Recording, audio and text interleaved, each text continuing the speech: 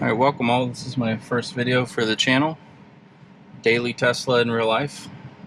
I'll predominantly be covering FSD in normal driving situations. Unlike other videos where they're very curated and they'll do a full drive of FSD from here to there with no interventions, I'm going to show what it's actually like to drive with the full self-driving that Tesla provides. That means not just a safety disengagement, which is what it's called when you take over from the self-driving, but what it means practically. What are the annoyances? What are the times where I just want to take over because Tesla's trying to swap between lanes and it stutters and I've got an angry driver behind me and they're going to get the wrong signal, right? These are real life scenarios. And with that, first I should subscribe to FSD. And I will do that right now. I had a 30-day trial when I bought my car. If you notice, this is a 2024 Model 3 Highland. This is the long-range all-wheel drive model, so it's got the dual motors, excellent acceleration, excellent handling, wonderful sound system. I'll get back to that later. So we'll go into here and we'll go to autopilot. I'm sorry, we'll go to software. Where is this? Upgrades. Full self-driving is $99 a month.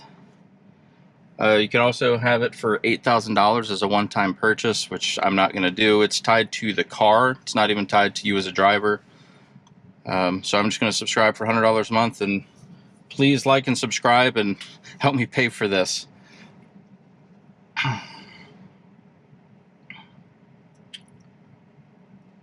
And just like that, I have it. It says something here about your car will upgrade after a reboot. Looks like what it's doing now. Let's see what happens. Pause the music here. Let's see what we got. Alright, so before it only had the version of the main Tesla software. It did not list full self-driving separately. Now it does. You see I'm on 12.3.6. 12.4 is what's rolling out now.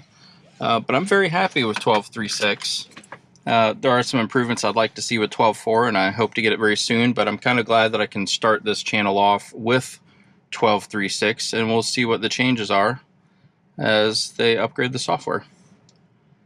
And right now I'm just going to Kroger.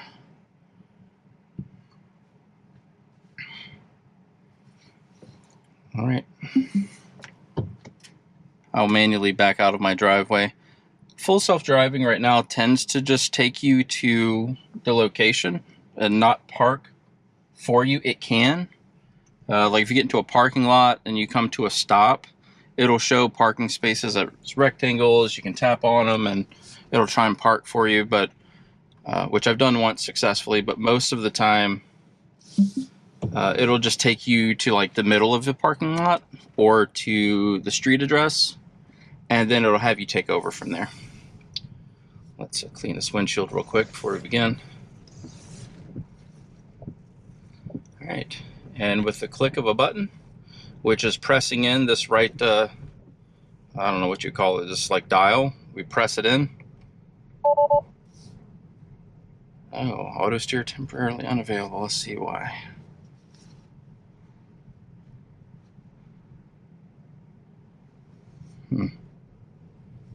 Well, if I can't get it working, we'll start that in the next video. It might be because I upgraded.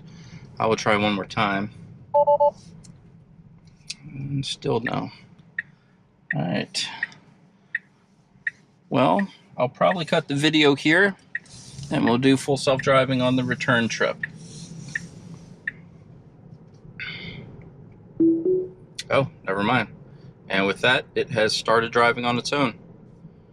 If you notice, the minute you turn on full self-driving, and here's one of my annoyances, the speed hump.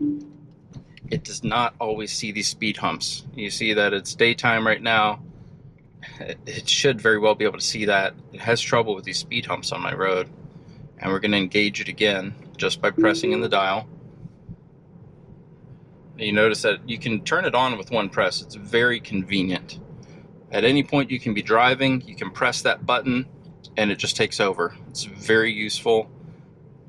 Let's see what it does here. It actually thought that I wasn't paying attention and had me take over. Now that's interesting because during my trial it seemed much more forgiving. It might be a little bit more finicky with the latest main Tesla software update, so I'm gonna have to get used to that. And normally I don't have to drive this much. Let's turn it back on and see what happens. See that it's slowing down to the speed limit.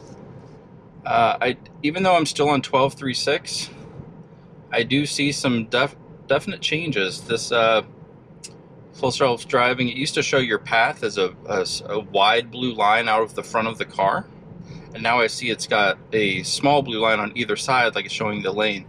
Again, that's 12.3.6, the same version I used before, but the visualization is different. It seems to be a little bit more naggy right now about my hands being on the wheel. That's called a steering wheel nag.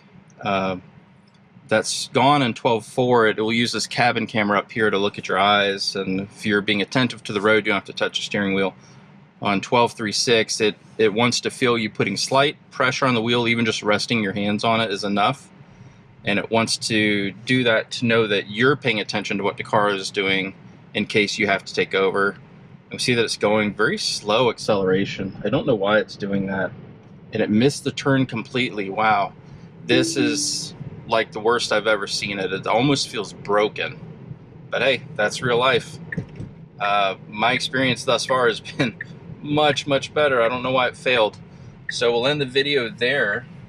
We'll see if after I get out of the store, if turning the car back on and starting a new drive will make it any better. Thanks for watching.